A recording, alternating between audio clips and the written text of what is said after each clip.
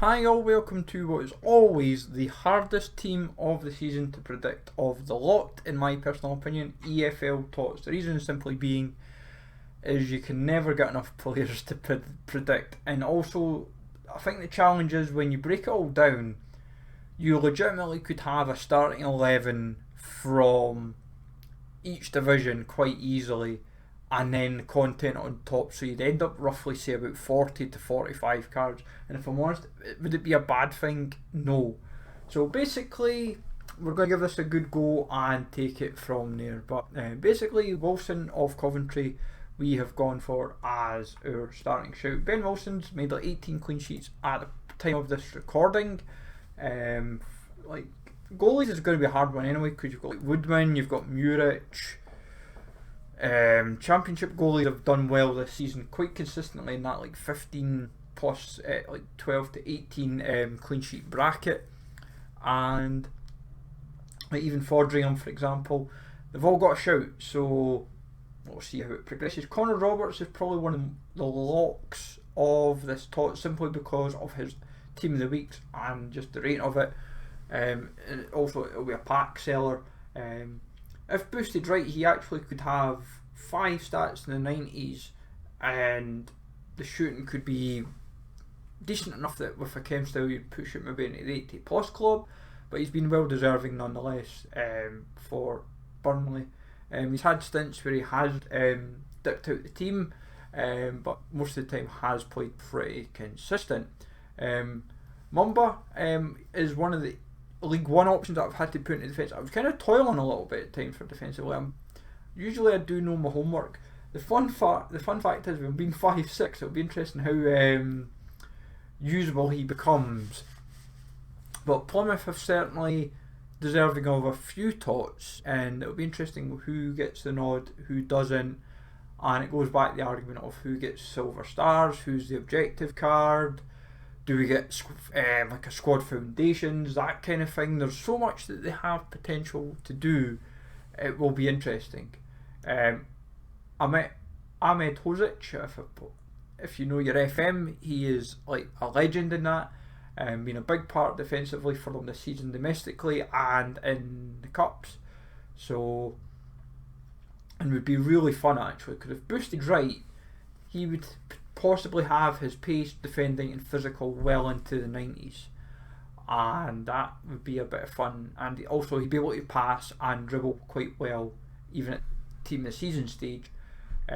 He's got 5 goals as well this season to help his case, and been a big part of Sheffield United's season and helping them get promoted. And also with him being 6'5", could you imagine like 90 plus pace? He's going to be an absolute unit.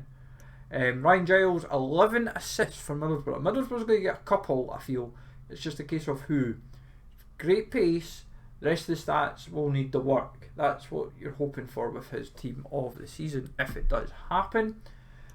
Nathan Tella, feel pretty confident about him. It's just a case of position, which position will EA opt for, because he has versatility in him. And also, like Burnley could easily rack up like 5 or 6 TOTS if it comes to it, because they have been so definitively class this season. Defensively, midfield, up front, even in there, and it makes it hard. So we'll see how that progresses. Zian Fleming, Millwall have been good in periods through the season. Say for like the likes of Luton, for example. A few of these players are hard to ignore, and Fleming could easily be an SBC, could be a team of the season moments, or just a TOTS card in general. And as I said, it's trying to think who actually makes the main team, who makes us an SBC, who makes content, etc. He'd actually be somebody that would be a fun alternative. If you remember Van den Boomen, like his team of the season, like it would almost venture on that kind of course where it'd have good pace, good shot, good passing, good dribbling, good physical, even decent enough defending.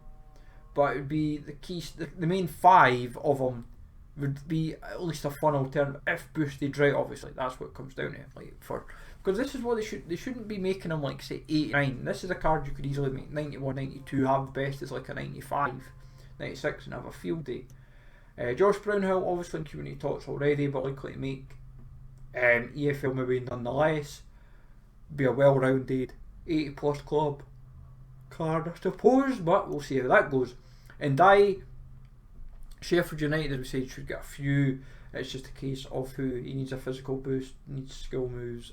Would love his skill moves to go to 5, and weak foot at least to 4. But it'd be a fun card for like Sheffield United, the Blades fans, nonetheless. Victor Gyokeres, will he be there next season? Is a big question. Especially if they don't get promoted, should be boosted up nicely, and like he's the kind of player that they could make like 91, 92, and it could legitimately be like an Ibra-esque, like an Ibra-like card, I should say. Like if like his foot centurions almost. That's what it could almost venture on, and it'd be quite a fun card, like a fun super sub for even during the team of the season stages. Tuba Akpom, top scorer in the division this season, should be pretty academic. Just a case of what rating really, that's what it's going to come down to. How he's not got an inform is a bit baffling. Obviously from there we go into like what could be like the League One. What I've done is I've made the starting 11 as close to full championship as possible, bench being League 1, reserves being League 2.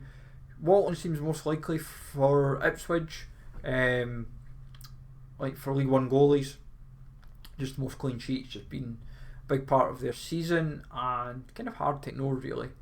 But we'll see how that goes. Leif Davis, another one. Like Ipswich just been very impressive along with Plymouth this season, so I would say that they should feature quite comprehensively. Then from there, Finn's I had marked up, just very consistent season, very impressive stats if boosted right. Could be well into the 80 plus club with someone well into the 90s to be a fun super sub. See how that progresses. Johnson Clarke-Harris, top scorer for League 1. Be interesting to see if he actually stays there next season. I think a lot of it was assumed that if he brings the goals, he would get them back up. Peterborough were kind of relying on him well in the Championship's not materialised as well as hoped. Question is he a Championship League 1 standard striker, or is he a League 1 striker? It's going to be interesting to see nonetheless. Does he kick on like a Tony eventually, or is that ship sailed, as it were, because he's getting a bit on now, sadly. In Windass, Sheffield Wednesday should get a few as well, potentially. Just a case of who is it. Windass, is it Bannon? They're probably the most likely two. If honest, Windass, if you get, as long as he's got 99 pace, I'm sure people will want him in their teams as a super sub nonetheless, as long as he's got decent shooting, passing, dribbling, physical at match. Then Conor Hourihane, Derby, would I like to have got up back at the first attempt. Struggled a little bit, but Hourihane, McGoldrick, they've been a big part of them trying to get back up. And McGoldrick, his rating's going to be an interesting debate, because it's like Roberts, I suppose, because obviously when being in League 1 they might be like, oh, we'll just make him 87 or 88. It's like, why?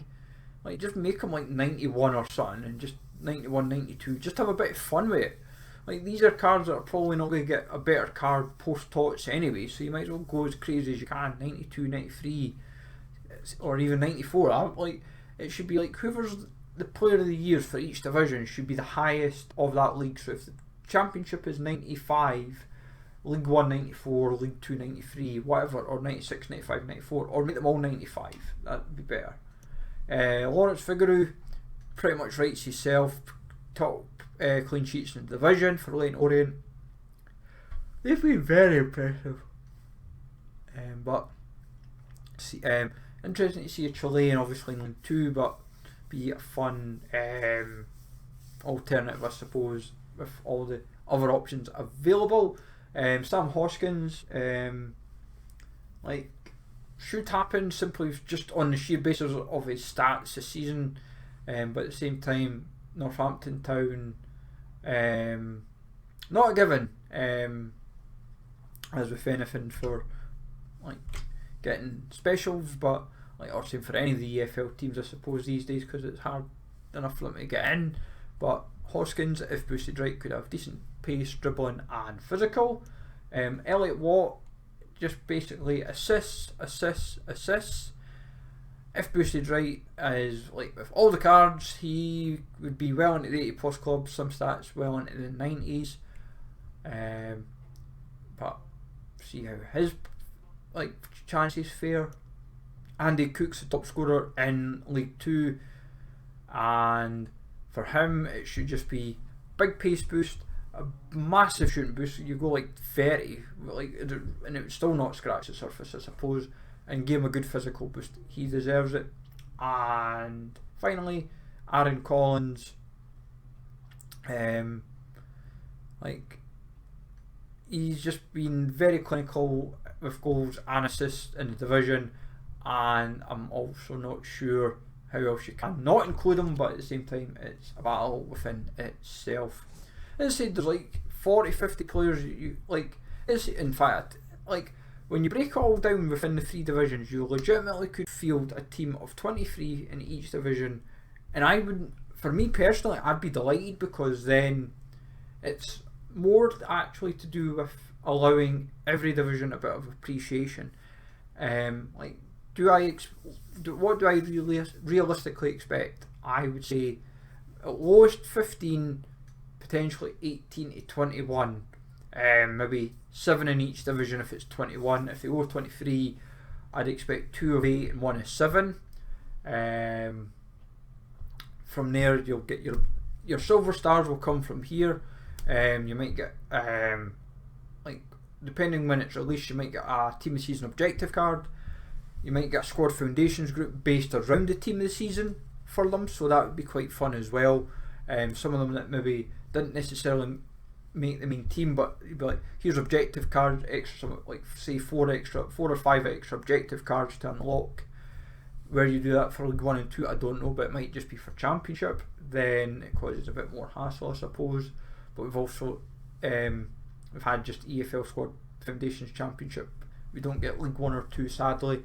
You could get player picks for some of the teams. You might get flashbacks to past TOTS through the various divisions potentially.